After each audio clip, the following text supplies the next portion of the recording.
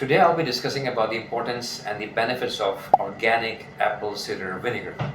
My patients come to me and keep on asking me whether they should take apple cider vinegar or not. So what I tell them, I'm going to tell you guys the same.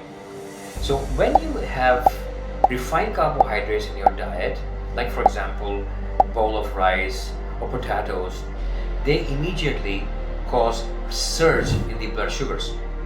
And the blood sugars, they become quite elevated because they're refined carbohydrates.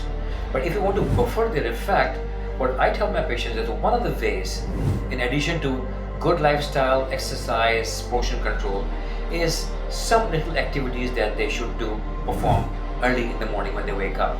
And one of those activities is to have a small amount of organic apple cider vinegar in a sip of water daily. What it does, it contains acetic acid, and which buffers different enzymes in the bloodstream, thereby negating the effects of high blood sugars and bring the blood sugars down. So you should start, what I tell my patients, to take the apple cider vinegar, which should be first of all organic, not synthetic, not the commercially available in markets.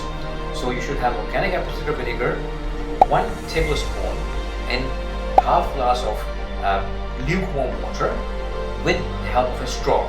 Do not take apple cider vinegar directly because it damages the enamel of your teeth. So if you take that with a straw, your teeth are protected and you get good buffer to the high blood sugars that could have resulted in deleterious effects after taking refined carbohydrates. If you like this video, click the bell icon and watch my complete video describing the importance of lowering blood glucose in details.